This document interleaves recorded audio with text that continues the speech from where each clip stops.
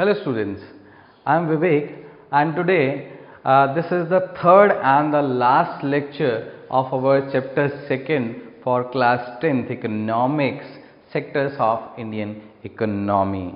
Today we will be talking about, this is a small topic and a very easy one. We will be talking about the further classification. We have seen the first classification was on the basis of nature of the economic activity. Today we will be talking about the working conditions and on the basis of ownership we will be talking about. On the basis of working condition and on the basis of ownership, guys. If we talk about the classification of the sectors of Indian economy on the basis of working condition, there are two classifications. One is organized sector and another one is unorganized sector. Organized sector and unorganized sector, as their name already suggests you, organized where everything is organized, right? Unorganized where everything is unorganized. सब कुछ तरीके से जहाँ चल रहा है that is organized, और कोई तरीका नहीं है काम करने का that is unorganized. Let's see the basic differences between an organized and an unorganized sector. Here you can see in an organized sector there is regular employment. Regular employment means people are working for years and years and years and they do not have any fear to job, right? And for unorganized sector there is irregular employment. Someone is new today, someone is leaving the organization, आज नौकरी है कल नहीं है. This is kind of irregular employment. आज काम है कल काम नहीं मिल रहा है आपको. This is unorganized. आज for example we talk about the street vendors like और जो लेबर हैं डेली जो कंस्ट्रक्शन के वर्क में एम्प्लॉयड हैं, कभी काम मिल जाता है कभी काम नहीं मिलता है, कभी सामान आपका कोई खरीद लेता है कभी सामान आपसे कोई नहीं खरीदता है. That all comes under irregular employment. So in organized sector there is regular employment, in unorganized sector there is irregular employment.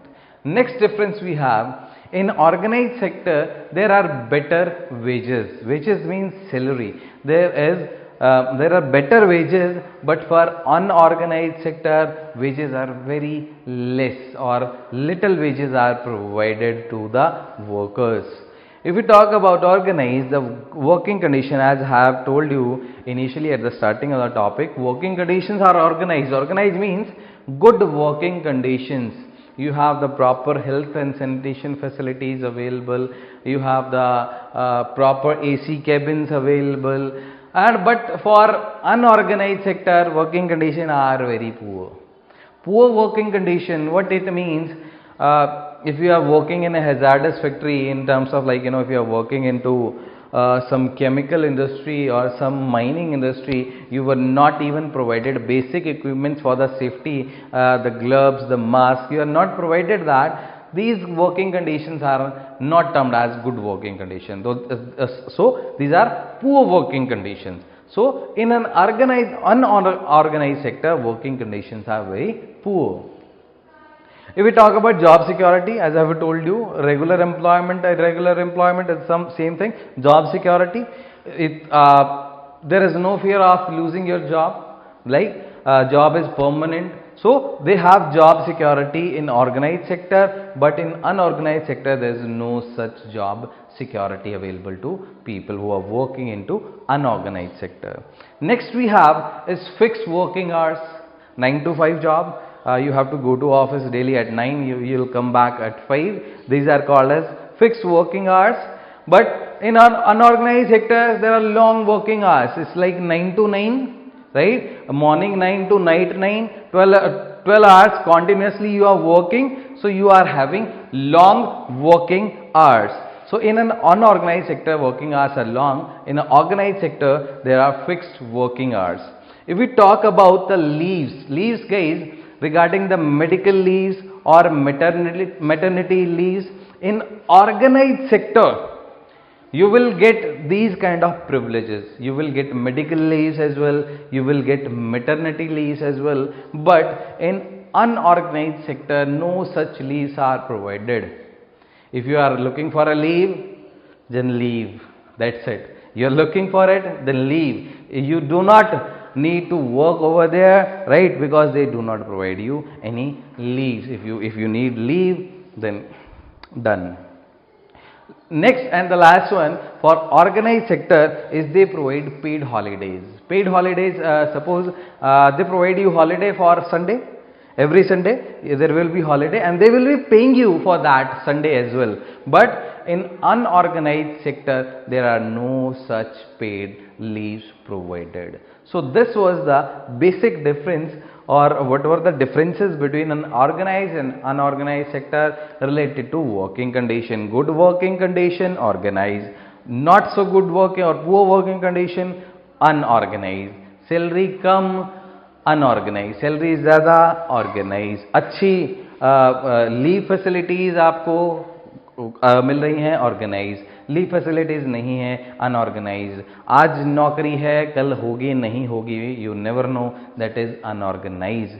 Permanent job है, that is organised. So these are some basic differences between organised and unorganised sector, and this was the classification based on the working condition, guys. Next, move on to our next classification, that is on the basis of the ownership. Ownership मतलब भाई मालिक कौन है, मतलब किसके हाथ में है सारी चीजें. Ownership, on the basis of ownership we have divided sectors of Indian economy in two categories. One is public sector, then we have private sector. Let's compare these sectors also, public sector and the private sector. Public sector, guys, which is providing public facilities that are open to all can use them, that those facilities are termed as public facilities.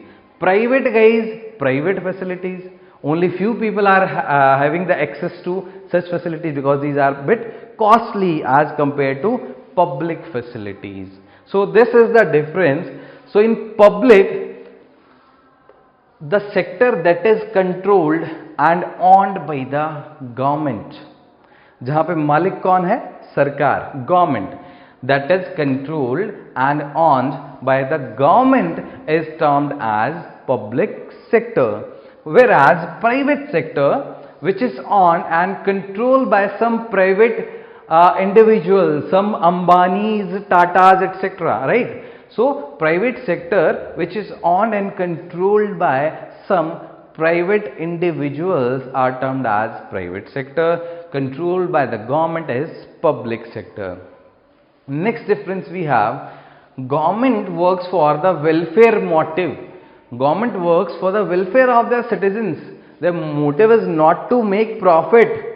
They have to provide public facilities. Public facility means basic facilities, basic needs of the people should be fulfilled, and that is the duty of the government. That's why the government works on welfare motive, whereas private individuals will work for money, yes, will work for profit. The motive is profit making. That's why the fees of the government schools is bit less as compared to private schools, or charges of the government hospitals are less as compared to private hospitals. Reason being, for the private industries the motive is profit making, whereas for public industry that is for welfare motive. Last we have some examples. Public sector provide basic services. Basic services like electricity, providing transport facilities, railways, post office facilities, police, army, this all comes under, these all things comes under public facilities, railways and post office, electricity. You know what, why these basic services are not handed over to private industries? These are some basic services, transportation, electricity. Why these are not handed over to private industries? Reason being, the first thing, private industry do not have that amount of resources that they can handle such big projects like railways or electricity, hydroelectricity producing, making dams.